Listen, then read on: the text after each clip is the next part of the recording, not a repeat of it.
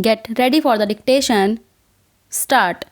The honorable members who have spoken before said that the small growers get the correct price from the board. This is not so. The entire bulk of the profits they make in the home market and in the foreign market is kept by the bigger growers who dominate this coffee board. The price that they get is more than what they pay to the small growers. That is the complaint of the small growers. So, it is not correct to say that the profits this board makes are equally distributed to the small growers. Hence, the conflict between the big growers and the small growers is increasing. Therefore, it is necessary on the part of the government to do justice to the small growers. The government thinks that by taking powers for nominating the president of the board, it is able to do justice to the small growers. The number of the small growers is 34,000 while the number of the big growers is 590. Most of the seats reserved for the growers in the last board were monopolized by the big growers. The majority of the seats were held by the big growers, and the number of seats the small growers got was very meager. It was not more than 4 if my recollection is correct. What the government should have done was to give equal representation to the small growers. They should have asked the growers to return their representatives or to give a panel of names from which government could have chosen some.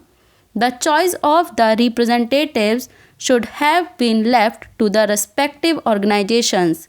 If there was no organization for the small growers, government should have asked them to organize one separately and then send in their representatives.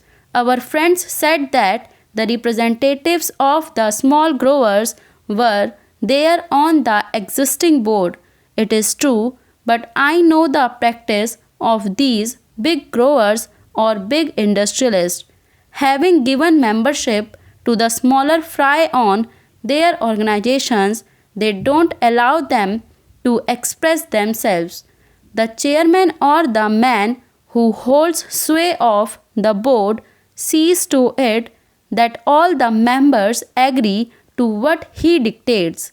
That is the practice in these associations. We know that.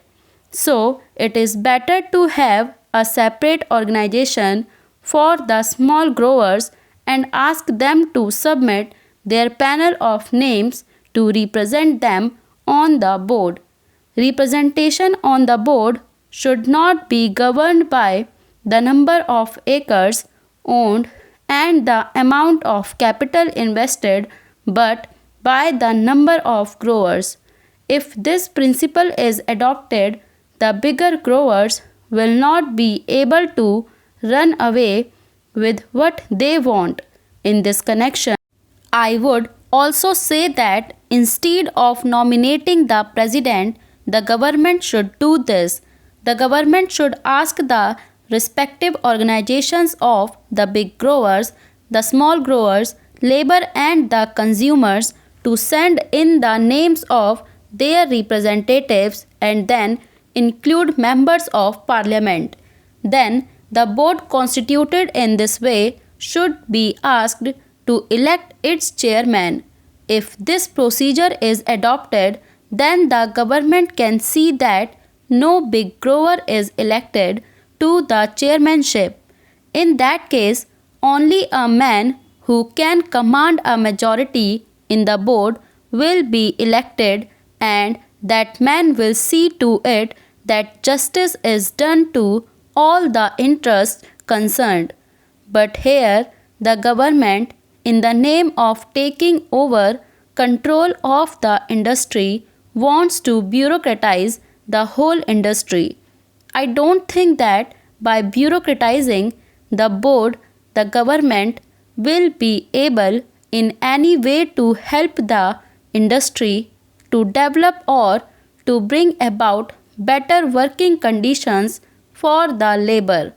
One member in the select committee said that no representation should be given to labor. That is the attitude of the growers. That is the attitude generally of all employers in this country. But is it just on their part to deny representation to labor as well as to the consumer?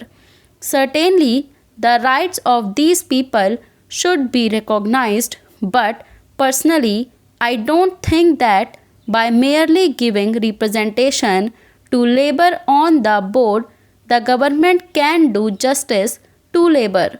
It is true that the minister in the select committee, as well as in his reply to the debate in the other house, said that the working conditions of labor were very pitiable and deplorable and should be improved.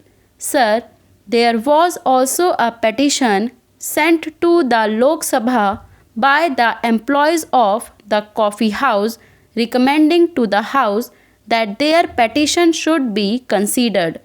The employees denied the rights of the workers and then say that they have made all efforts to develop the industry in all these 13 years, at whose cost it is at the cost of the workers by paying them low wages. They have made a huge profit, which is expressed in the reply of Mr. Radcliffe to a question of the Honorable Minister for Commerce and Industry, that he had been distributing a dividend of 13.5% in 1 year.